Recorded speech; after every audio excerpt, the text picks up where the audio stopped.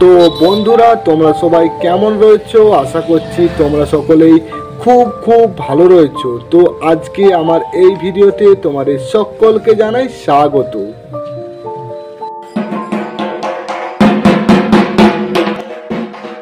বন্ধুরা, আমরা এই মুহূর্তে অবস্থান করছি পশ্চিম মেদিনীপুর জেলার খুব জাগ্রত শিব মন্দির বাবা বসন্ত রায়ের মন্দিরের কাছে। এটা হলো বাবার মন্দিরে প্রবেশের মেন গেট। এখান থেকে বাবার মন্দির পৌঁছানোর রাস্তা মোটামুটি 500 মিটারের মতন, পায়ে হেঁটে সময় লাগে 5-6 মিনিটের মতো।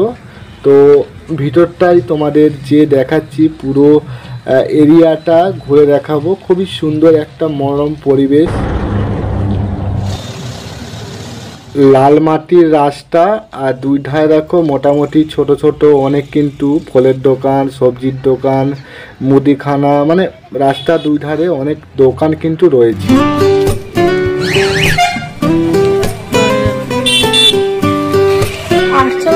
ঠাকুরের ছবি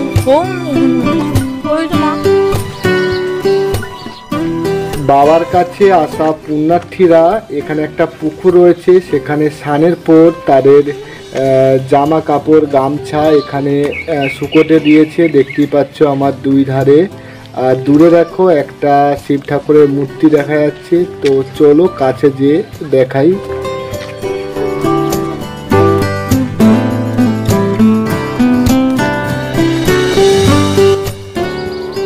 বাবা এখানে ধ্যানরত্ন রয়েছেন, আর সেই পরিচিত সুপরিচিত বাবার গলায় সাপের মালা, পেছনে রয়েছে ত্রিশূল, ডুবডুবি, আর মাথায় জটার মধ্যে রয়েছে গঙ্গা। আর বাবা হাত তুলে ভক্তদের আশীর্বাদ করছেন। এখানে খুবই সুন্দর সুন্দর পেন্টিং রয়েছে, বাবার বিভিন্ন কাহিনী এখানে তুলে ধরা হয়েছে। দেখো খুবই সুন্দর একটা পেন্টিং। এই দেখো লক্ষণের শক্তিশীল নটরাজ নৃত্য, বাবা যখন খেপে গিয়েছিল, তো সেই দৃশ্য এখানে তুলে ধরেছে। এবার বলি যে এই বাবার মন্দিরে আসবেন কিভাবে। দেখো গড়বেতা স্টেশন থেকে মাত্র 10 কিলোমিটারের দূরেই অবস্থিত রসকুণ্ডু। তোমরা গড়বেতা স্টেশন থেকে এখানে আসার জন্য নানা রকমের গাড়ি কিন্তু পেয়ে যাবে।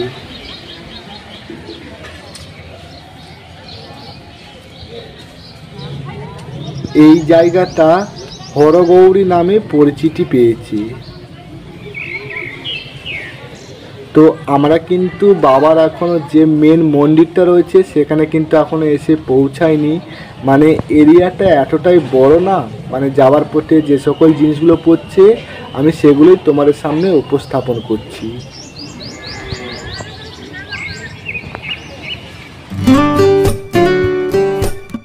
আমার ডান দিকে যে বিশাল একটা বড় দোকান দেখতে পাচ্ছ, এখান থেকে তোমরা বাবার মাথায় জল ঢালার জন্য বিভিন্ন সামগ্রী কিন্তু পেয়ে যাবে।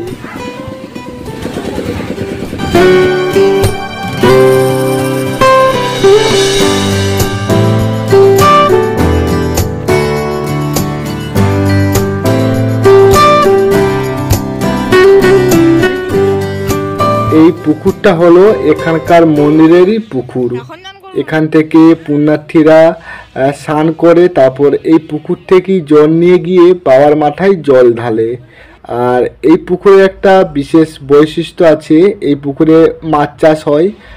বিশেষ বৈশিষ্ট্যটা হচ্ছে যে এই পুকুরে দিনে একবারই জাল ফেলা হয়, আর জাল থেকে যে মাছটা ওঠে ওটা রান্না করে সকল ভক্তদের খাওয়ার হয়ে যায়। খুব মিষ্টি খাবার লোক লাগে।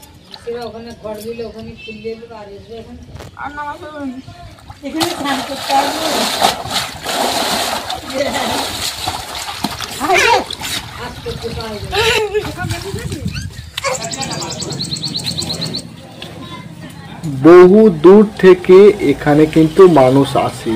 এখানে বাতের ব্যথার ঔষধ তৈরি করা হয়।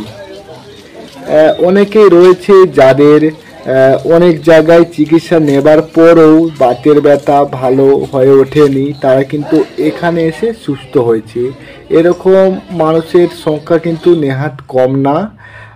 এখানকার যে সকল পুরোহিতরা রয়েছে তাদের সোমনাদেশের মাধ্যমেই এই বাতের ব্যথার ঔষধ তৈরি করা হয়ে থাকে। এই যে জায়গাটা দেখতে পাচ্ছ, এখানে বাবার কাছে আসা সকল ভক্তরা যখন ক্লান্ত হয়ে পড়ে তারা এখানে একটু বসে বিশ্রাম নিয়ে নেয়।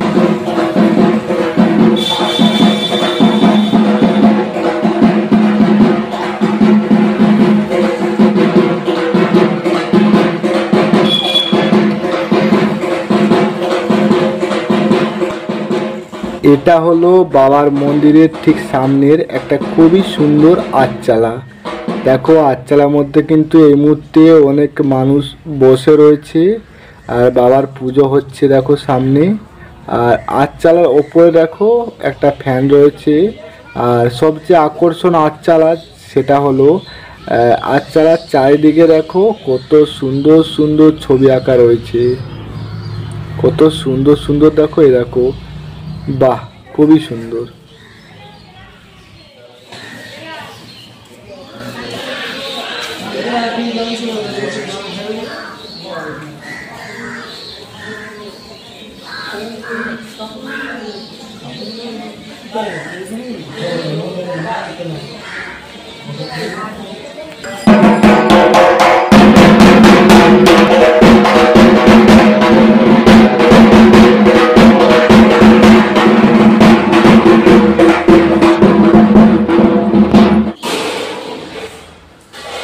বাবা স্নান করার দৃশ্য সত্যি চোখের শান্তি।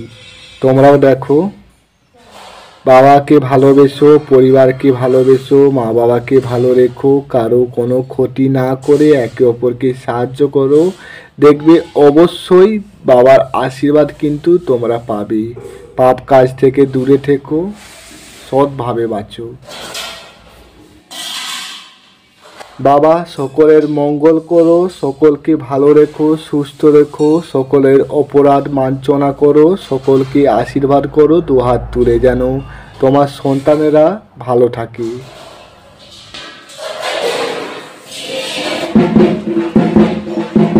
বাবা বসন্ত রায়কে মন থেকে ডাকলে বাবা সকলের মনস্কামনা পূর্ণ করেন।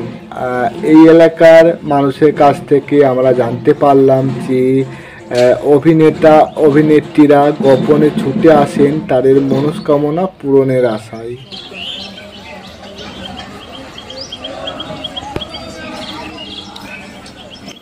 একটা কথা তবে বলে রাখা ভালো যে এখানে কিন্তু বাবার মাথায় সরাসরি জল ঢালতে দেয় না। মন্দিরের গায়ে চোঙা মতন করা রয়েছে, মন্দির প্রদক্ষিণ করার আগে সেই জায়গাতে জল ঢালে আর সেই জল বাবার থানে গিয়ে পৌঁছায়। এই যে জায়গাটা দেখতে পাচ্ছ, এখান থেকে বাবা বসন্ত রায়ের ভোগ দেওয়া হয়ে থাকে।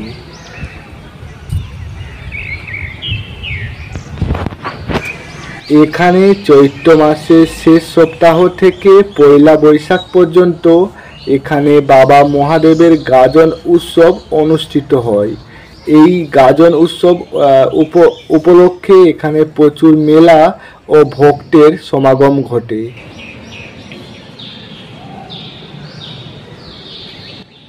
তারকেশ্বরের মন্দিরের ভক্তরা যেমন বলে ওঠেন বাবা তারকনাথের চরণে সেবা লাগে বাবা মহাদেব, সেই একইভাবে বসন্ত রায়ের মন্দিরের ভক্তরাও বলে ওঠেন বাবা বসন্ত রায়ের চরণে সেবা লাগে বাবা মহাদেব।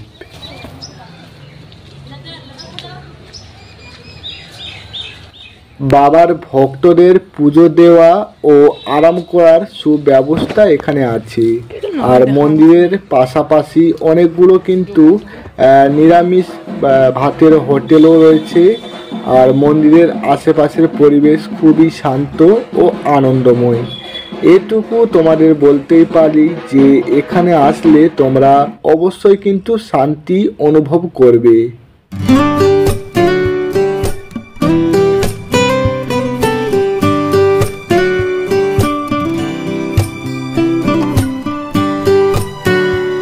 সকল বাবার ভক্তদের সুস্থ কামনা করে আজকে আমার এই ভিডিওটা শেষ করলাম।